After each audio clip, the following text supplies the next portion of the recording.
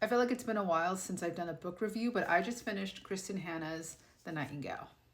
This book is definitely a book that I would never think to read. It just, when I even read, kind of the summary about it, it just wasn't something that I gravitated towards.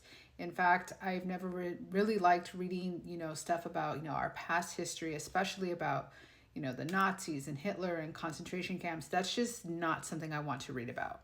But everybody just kept telling me that this book was so good and that I had to read it. And you know what? I caved because I said, if that many people are making the effort to tell me how good this book is, there is truth in it.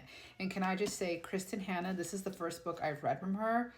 I am invested. I already got The Woman that's going to be next, but this was such a phenomenal book.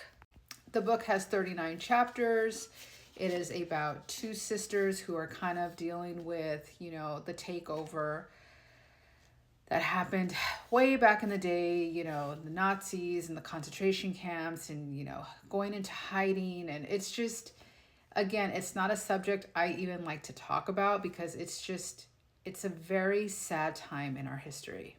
But these two sisters were so strong and they were so connected, even though they might have seemed like they were disconnected. There was always that, underlying connection that seemed to bring them together at just the right times. While reading this book, I felt sad, but I also felt hope. And then I also felt happiness for them as well. At, some point throughout the book, you get all of these emotions and it's just a very powerful read. And I'm so glad I read it because, again, this was definitely outside of my comfort zone.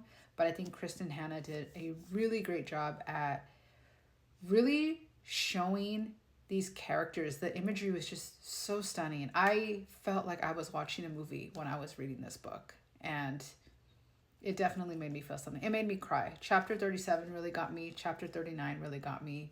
I thought it was a great book. Dying to know if you've read it. If so, please let's chat in the comments.